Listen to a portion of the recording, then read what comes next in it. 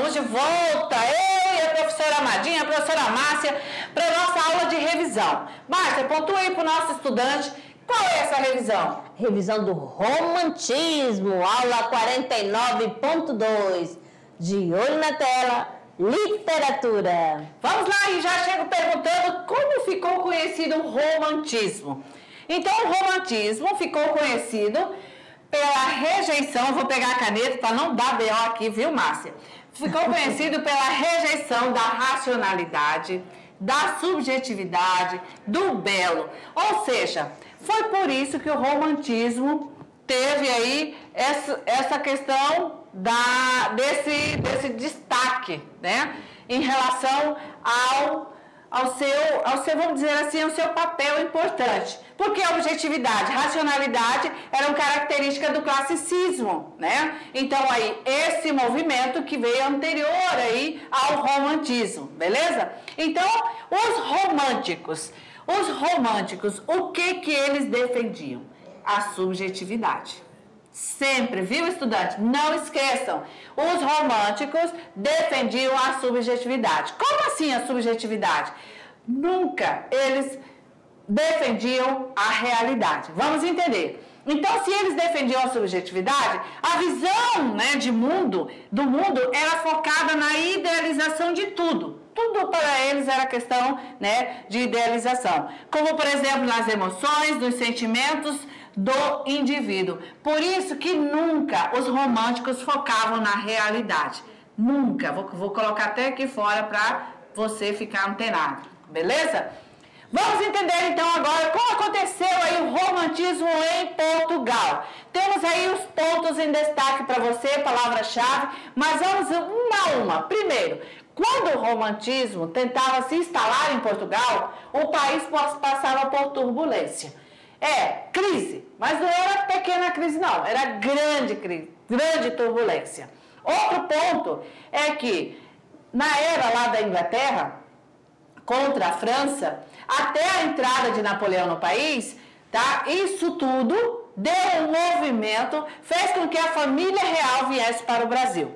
Aqui, caro aluno estudante, está uma forma resumida. Lembrando que esse aspecto histórico, né, dessa colonização inicial, dessa vinda da família real ao Brasil, esses pontos políticos, sociais e econômicos, lá na aula de história do professor Beto, do professor Lorismar, vão te dar total aí apoio para você aí antenar, né, esse conhecimento e linkar com a aula de literatura, ok? Vamos lá então. Terceiro marco aí, romântico do período do romantismo em Portugal. Em meio às várias transformações políticas, começaram as manifestações que antecederam o romantismo.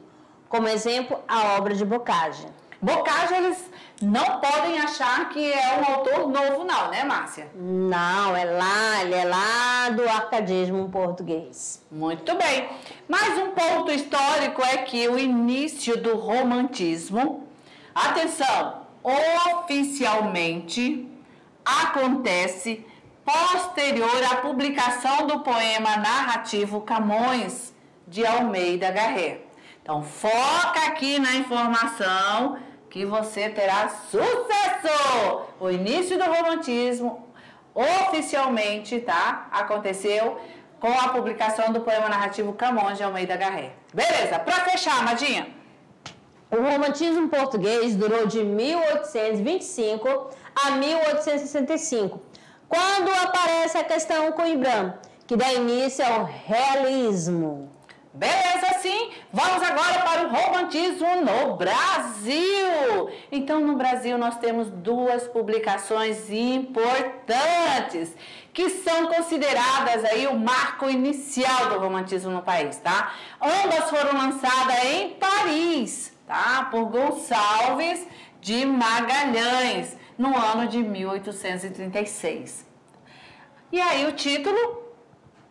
A revista Niterói e o livro de poesia Suspiros Poéticos e Saudades. Muito bem, então foca aí nessas duas obras de Gonçalves de Magalhães.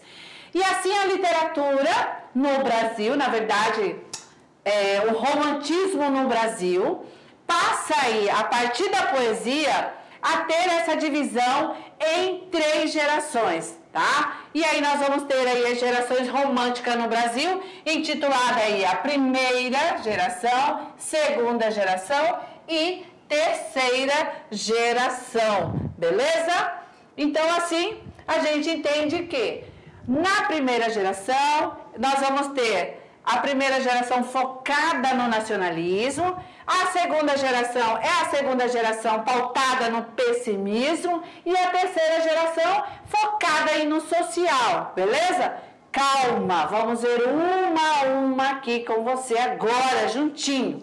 Romantismo no Brasil e as 3 gerações. Lembrando que isso a partir do gênero poesia, tá? Vamos lá. Então, nós temos no romantismo no Brasil a primeira geração. Foca aí, fica atento, deixa aí tudo pronto para você anotar, porque agora sim, essa tela traz todas as informações aí que você precisa para pontuar e depois localizar as características na produção literária, tá? Primeira geração, vamos lá, Amadinha. Valorização da cultura local e rompimento com as influências europeias. Motivada pela independência do Brasil em 1822, as obras transmitiam valores nacionalistas, colocando os índios como representantes da cultura. Ok, então foca aí como característica importante, principal do romantismo no Brasil, o nacionalismo, ok? Como tema aí todos voltados, né, para esse nome, para esse ícone aí, né, como a gente pode dizer, esse herói aí, o índio, né, esse nativo aí como representante da cultura. A segunda geração nós temos aí o seu surgimento na segunda metade do século XIX e é marcada pelo pessimismo. Isso mesmo, vou destacar aqui para você, ó, segunda geração, segunda metade do século XIX, pessimismo. Só que era só pessimismo que marcou essa segunda geração? Não. Nós vamos ver na poesia traços aí só de pessimismo, vai muito além. Vamos ver também desilusão, exaltação da morte, depressão e solidão. Vejam que a segunda geração, ela é aí bem obscura, né? Não tem nada de legal, tá bom? Esse período também é chamado de ultrarromântico ou mal do século, beleza? E assim, a poesia avança e vai para a terceira geração, né? Se expande entre os artistas a questão da expressão, né? Onde eles colocam aí nessa terceira geração a sua opinião, né? As suas opiniões, os seus ideais abolicionista. Nessa questão entra aí esse aspecto de você se colocar no outro, no lugar do outro, vendo as mazelas, vendo aí esse outro sendo totalmente aí maltratado, né? E aí nós vamos ter aí toda essa obra literária voltada para a crítica social, tá? E a valorização da liberdade. Então é nessa terceira fase que o artista, o poeta, ele passa a colocar aí essa questão social em evidência, que lá na primeira nem na segunda geração nem pincelavam sobre isso, ok? Agora aqui numa questão mais resumida, nós vamos ver os poetas mais importantes, tá? Do romantismo no Brasil. Vamos lá, primeira geração. Gonçalves Dias, Gonçalves de Magalhães. Segunda geração. Álvares de Azevedo, Casimiro de Abreu, Fagundes Varela e Junqueira Freire. E a terceira geração, essa geração já dá aí da poesia livre, né? Da questão social em evidência, dessa denúncia social. Que destaque é Castro Alves. Beleza, então. Dessa forma, encerramos aqui a nossa revisão e aguardamos vocês lá nas atividades, tá bom? Valeu!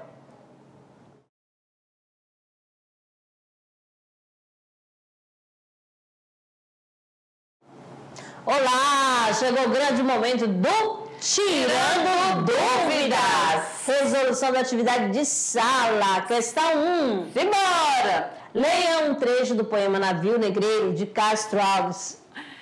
Navio Negreiro 1. Estamos em pleno mar.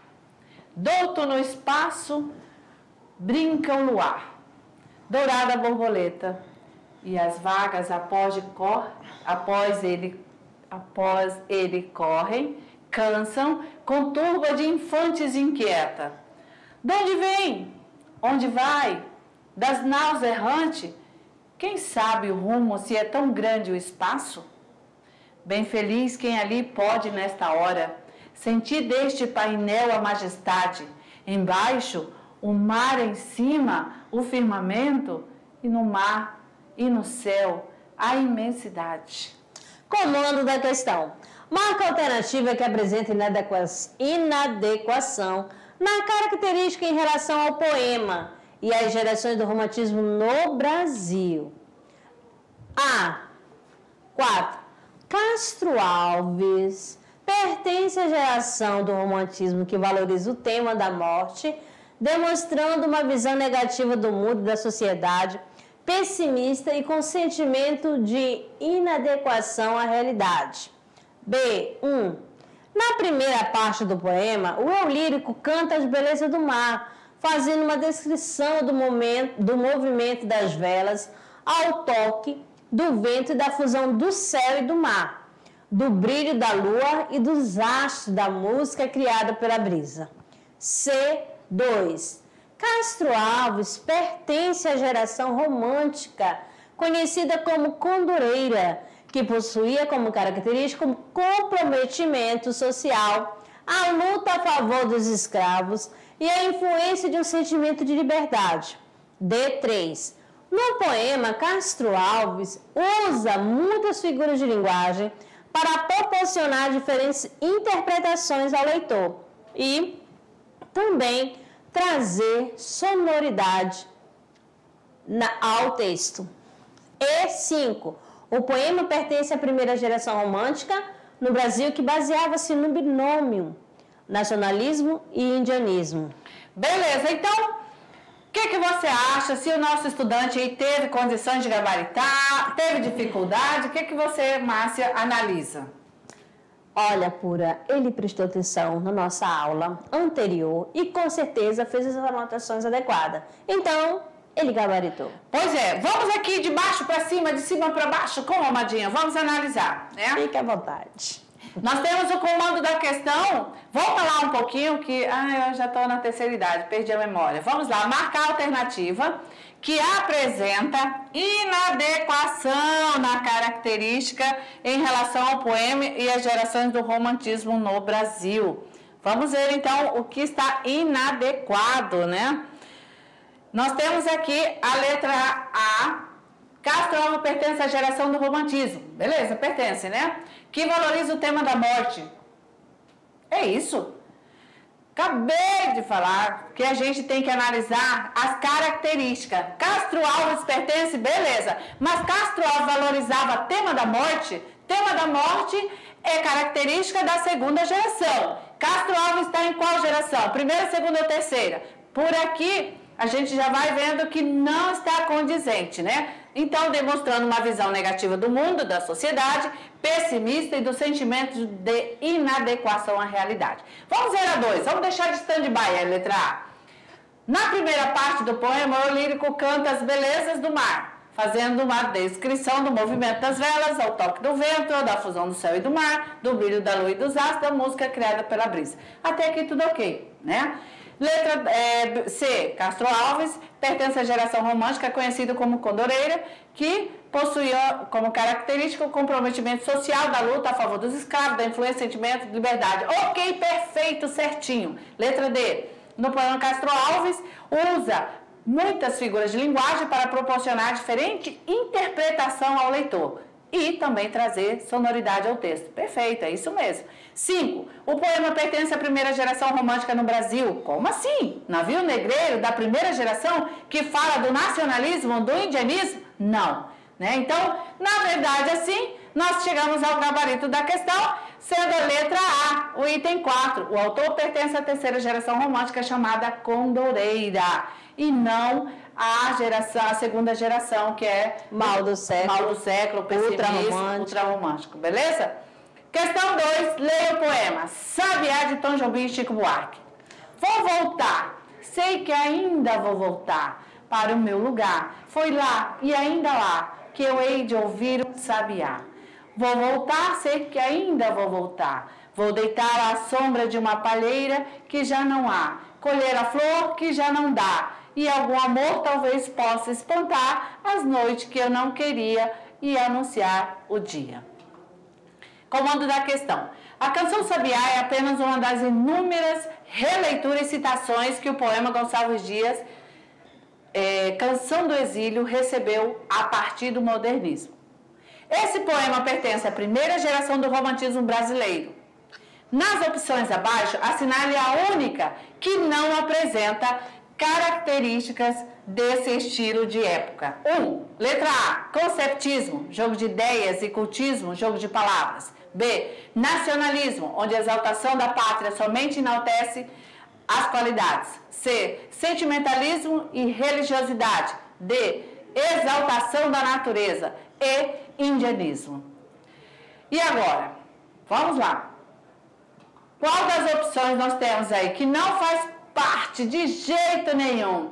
É claro, né, que nós estamos aqui com a letra A, conceptismo e cultismo, são tendências aí da escola do Barroco, uma escola literária que tinha como principal representante Gregório de Matos e Padre Antônio Vieira. Beleza? Questão 3.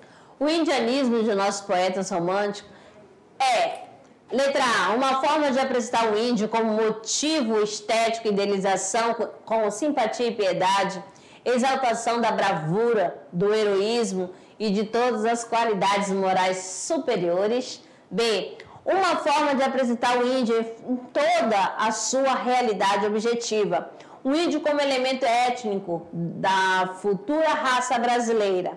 C, um meio de reconstruir o grave perigo que o índio representava durante a instalação da capitania de São Vicente. D, um modelo francês seguido no Brasil, uma necessidade de exotismo que em nada difere do modelo europeu.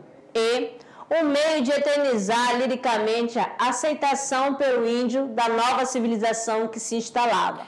Não, então aqui o nosso estudante, né, claro, ele vai entender que o indianismo, e é a primeira geração aí que trata dessa questão como característica, e a forma aí da produção literária está entre apresentar o índio como motivo estético. E aí essa estética vem da idealização mesmo, né, da simpatia, da piedade, exaltação da bravura, do heroísmo e de todas as qualidades morais superiores. Então esse índio que traz aí, que vem para essa escola literária, que é apresentado, né, nessa escola literária, tem essas características, né? Essa idealização, essa bravura, né? Tanto que a gente vê nas obras essa diferença do herói, né? Do índio herói que nós temos lá europeu, né? Então, para nós aqui, na nossa literatura, nesse período, o indianismo trata aí dessas características. Sendo assim, nós temos o nosso gabarito, letra A, né? Que há uma retomada do modelo do herói medieval para apresentar o herói nacional, que é o nosso nativo, né, o nosso indígena. Por isso, a presença de elementos estéticos semelhantes ao cavaleiro da Idade Média, como honra, bravura, heroísmo e etc. Então, é algo que foi construído nessa semelhança, né? Porque não tem nada de igual. Vamos lá à questão 4. Sobre o romance indianista de José de Alencar, pode-se afirmar que, letra A, analisa as reações lógicas da personagem como efeito das influências sociais. B, é um composto resultante de formas originais do conto. C, dá forma ao herói amalgamando a vida da natureza. D, representa contestação política ao domínio português. E, mantém-se presa aos modelos legados pelos clássicos. Beleza. Então, José de Alencar, ele tem aí seu estilo, né, de produção. Ele não analisa a reação psicológica de personagem não, gente, tá? José de Alencar não faz isso. Ele não é um composto resultante de formas originais de conto, não. E também representa a contestação política ao domínio português? Não, não é esse aí, as características de José de Alencar. E nem mantém presos os modelos legados pelo clássico, tá? Então aí, José de Alencar, sim, né? O romance indianista de José de Alencar, ele se afirma no nosso, na verdade, na forma do herói, amalgamado aí a vida da natureza, tá? Então foca bem aí nesse gabarito. E aí, claro que nós vamos ter a justificativa, que é da forma ao herói, amalgamando a vida da natureza, amalgamando, né, a vida da natureza. Assim, agora chegou a hora do quê? Do Se Liga no Enem. Vamos lá treinar um pouquinho. Olha, Se Liga no Enem, bem tranquilo. Considere as afirmações abaixo sobre o romantismo no Brasil. Então é tranquilo, hein? 1. A primeira geração de poetas românticos no Brasil caracterizou-se pela ênfase no sentimento nacionalista, tematizando o índio, a natureza e o amor à pátria. 2. Álvares de Azevedo, Casimiro de Abreu e Fagundes Varela, representantes da segunda geração da poesia romântica, expressa sobretudo um forte intimismo. 3. A poesia de Castro Alves, cronologicamente inserida na terceira geração romântica, apresenta importantes ligações com a estética barroca, pela religiosidade e o tom místico na maioria dos poemas. Vamos lá. Quais estão corretas? A. Apenas 1 e 2. B. Apenas 1. C. Apenas 2. D. Apenas 2 e 3. 3. 1, 2 e 3. E aí, aluno da NASA? Gabarito da questão. Vamos lá, letra A. Apenas 1 e 2. A primeira geração do poeta romântico no Brasil caracterizou-se pela ênfase no sentimento nacionalista, tematizando o indígena, o índio, a natureza, o amor à pátria. 2. Álvares de Azevedo, Casimiro de Abreu, Fagundes Varela, representantes da segunda geração da poesia romântica, expressam, sobretudo, um forte intimismo. Muito bem, encerramos assim a correção dos exercícios e vamos agora para a indicação lá no Clube de Leitura. Vamos nessa, vamos juntos. Aí, 4 dicas. Primeiramente, Memórias de um Sargento de Melissa, de Manuel Antônio de Almeida. Os Lusíadas, de Luiz Vaz de Camões. Lucila, né, de José de Alencar, e Noite na Taverna, de Álvares de Azevedo. São 4 obras para o aluno curtir. Escolha uma ou todas, beleza. Assim, para encerrar a nossa aula, convido você agora à leitura da mensagem. Vamos lá? O saber a gente aprende com os mestres e os livros. A sabedoria se aprende com a vida e com os humildes. Cora Coralina. Beleza, muito bem. Então, até a próxima. Até a próxima.